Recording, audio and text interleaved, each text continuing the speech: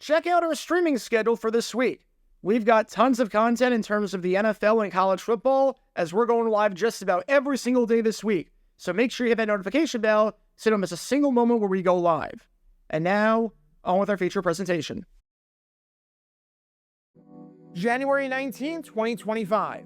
It's the divisional round of the playoffs, and we've got a battle on our hands at Lincoln Financial Field between the Philadelphia Eagles and the Los Angeles Rams, as in two of the hottest teams in the league. This isn't just a big game because of the fact that it's going to determine a spot in the NFC Championship, but also because after the results of Saturday's Commanders-Lions game, the winner of this one gets to host the conference title, with home field running through them on the path to Super Bowl 59. With a game this big and with this much on the line, especially on a snowy day like this one, every point counts, and you cannot afford to do anything stupid. And fortunately for my job, but unfortunately for Eagles fans, one sideline happened to have a guy known for making dumb decisions and making the worst calls at the most inopportune times, like clockwork. But before I get to what exactly Nick Sirianni did, because trust me, this one is truly special, if you want to learn more about some other dumb things that coaches have done in the past, and some other weird things that have happened throughout the history of the NFL, then this is the place for you. Because we talk about all things NFL history all the time, with a new video and a new live stream every single day. So if you like that sort of stuff, then be sure to hit that like button down below, subscribe, and turn on the notification bell so you don't miss a single video that we post on the channel. Thanks in advance for your support as we try and hit 70,000 subscribers. It's the end of the first half, and the Eagles are driving past midfield, looking to get some more points before the break, seeing as the Rams get the ball to start the second half. And even though this drive started for the Eagles inside their own 10-yard line, they put together something good here and find themselves at the 32 with 30 seconds left and a timeout. Unfortunately for them, the Rams do what they've done all postseason and get to the quarterback, sacking Jalen Hurts for a loss of 13 after a strip sack where the Eagles are lucky enough to recover. All right, that's not good, but there's still about 24 seconds left.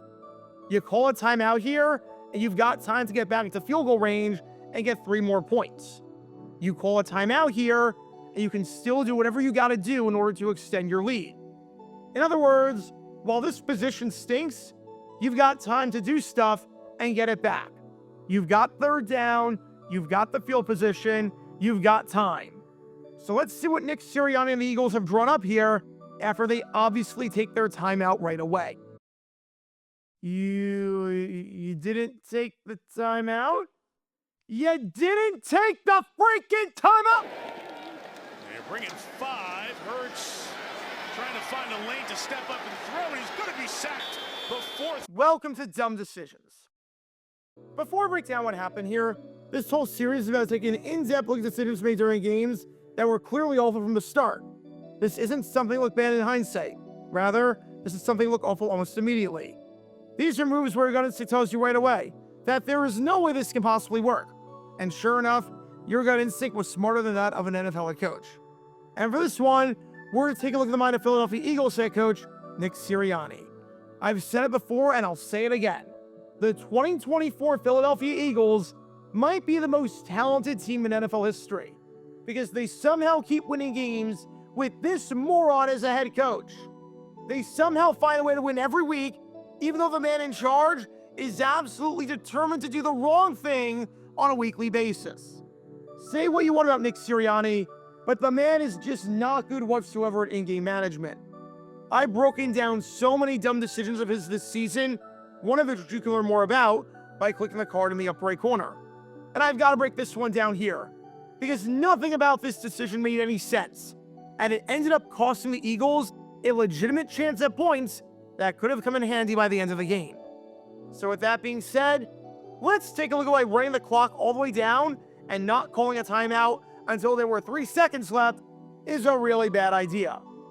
And in a situation like this, it's an admittedly tough juggling act at times. On one hand, the name of the game is to score more points than your opponent, and you score points by having the football. You want to give yourself a chance to extend your lead and get something else on the scoreboard, especially when you consider the fact that the Rams get the ball to start the second half. On the other hand, you don't want to be giving the Rams too much time for them to do something if you don't score. You want to ensure the fact that, at a bare minimum, you're going into the halftime break with the lead, and you don't want to give the Rams a chance to double up or double dip. And that's especially true when your field goal kicker is Jake Elliott, who already missed an extra point on the day, who hadn't made a kick from over 50 yards all season, and who is on his 9th life as a cat at this point because he's awfully close to not being employed. It can be tricky knowing what to do in this spot, I'll admit. However, while there are many ways to go about this, and while there are many things you can do, I'll tell you what you absolutely can't do. And that's exactly what this man right here that you've been watching this whole time, Nick Sirianni, did. Let's look at what most smart coaches would have done in this spot. It's 3rd and 21 with 22 seconds left. You call the timeout with 22 seconds. What this does is it allows you to have a chance at scoring points on the drive that don't have to rely on a Hail Mary situation. On 3rd and 21, you've got quite a few options at your disposal. If you don't trust Jalen Hurts to avoid a sack, or you want to ensure the fact that the Rams can't touch it again and do anything, you call a draw play with Saquon Barkley. As in, your 2,000-yard running back who's been amazing all season, has been amazing all game, and finished with the 5th most rushing yards in a playoff game ever, and will likely win AP Offensive Player of the Year. If the play gets no yards and the Rams call timeout, all right, you punt it away, and the Rams take a knee, and you've got the lead at the half. If the play gets yards and the Rams don't call timeout, you can try a fire drill field goal and go into the half with a chance to extend your lead. So if you really don't trust Jalen Hurts, this timeout still makes sense with 22 seconds left because you still have a chance at scoring while giving the Rams little to no chance to score themselves.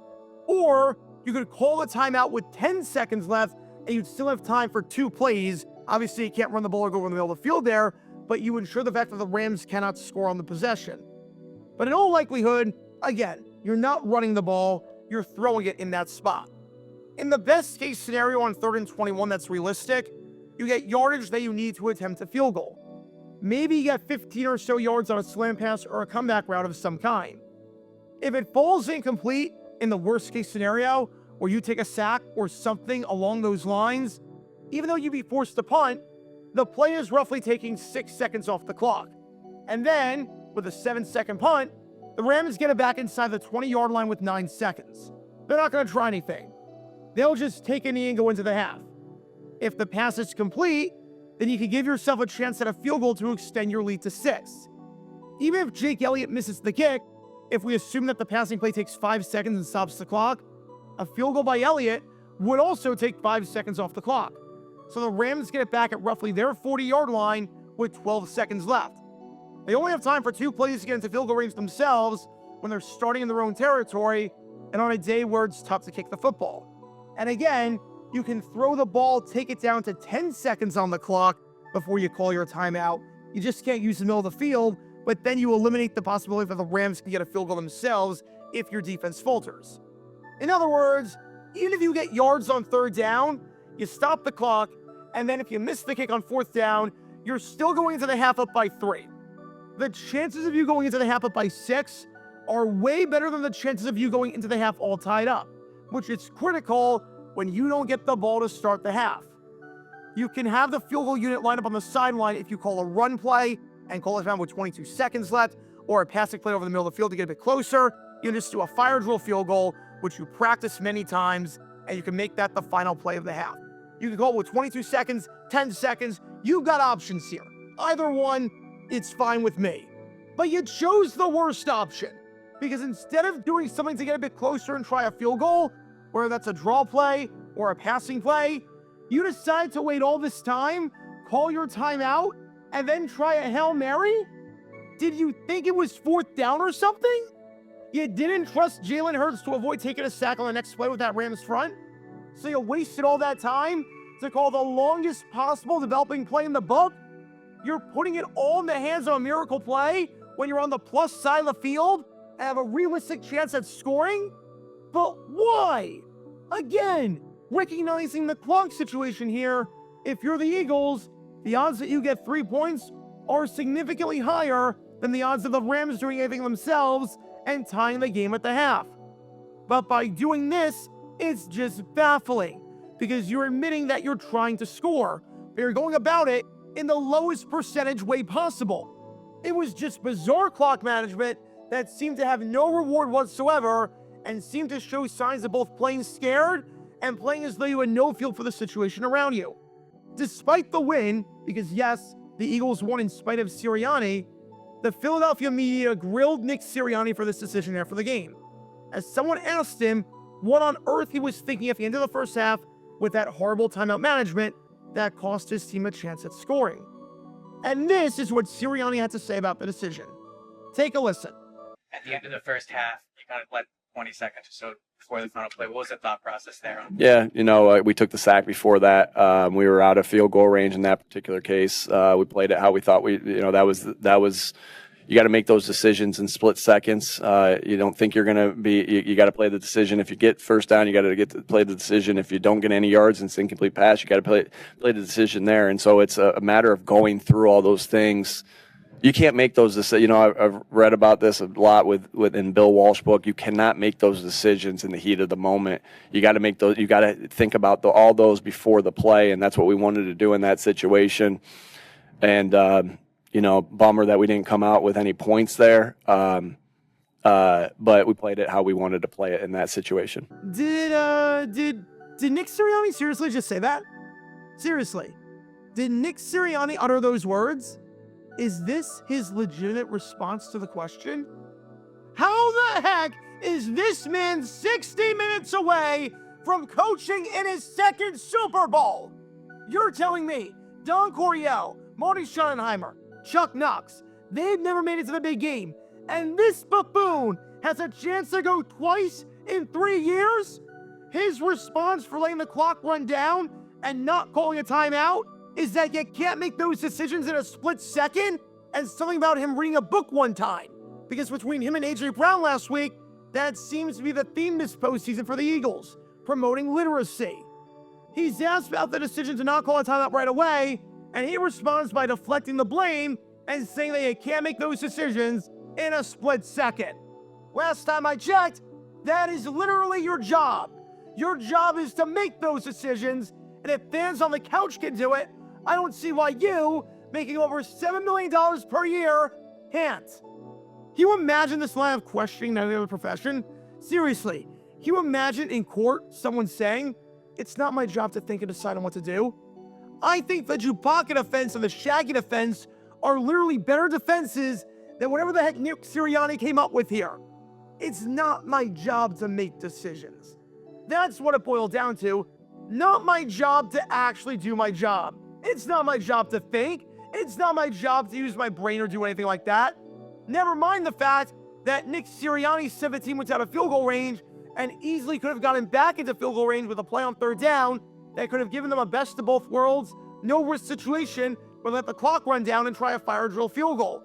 Never mind the fact that Sirianni said that Jalen Hurts took a sack on the previous play, so he decides to call maybe the most susceptible play to take a sack out there by attempting a 50-yard, long developing passing play. Apparently, we can never criticize Nick Sirianni again because it's hard to think and make decisions. I'm not going to eat breakfast today because I'm torn between two options and I don't want to choose. I'm not going to go to work today because I'm torn between which route to take and I don't want to choose. The man is getting paid $7 million and is in the conference championship, and he said that he has no idea how to make decisions. I genuinely can't believe that this is a real-life human being coaching in the Final Four. And if you could somehow decipher what the heck Nick Sirianni said after the game between these two teams behind me right here, I love the fact that in that bizarre post-game press conference, he talked about reading a book from Bill Walsh about being a leader. Bill Walsh is one of the greatest coaches of all time. He won 3 Super Bowls for a reason. I can guarantee you that in that book, he never said anything about leaders not making decisions. In fact, he said the exact opposite. I'm not sure Nick Sirianni read the book. Then again, based on that, I'm not sure Nick Sirianni even knows how to read. It might be like Max from Always Sunny in Philadelphia.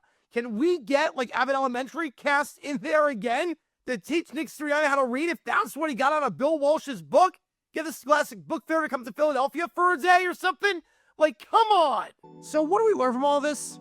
Honestly, we learn nothing. Decision making is tough, so we just shouldn't do it. Making split-second decisions is a vital part of life. And the best way to go about making split-second decisions is to just sit still like a plant with your brain turned off and let life pass you by without taking any action. Nick Sirianni is a Hall of Fame coach. Nick Sirianni is the greatest coach of all time because he has somehow hosted 2 conference championships despite admitting that he has no idea how to think and make decisions. He is the Homer Simpson in the world of Frank Grimes. I got nothing. I would say talk about a dumb decision, but that implies that Nick Sirianni actually makes decisions because apparently when the going gets tough, the tough just do nothing.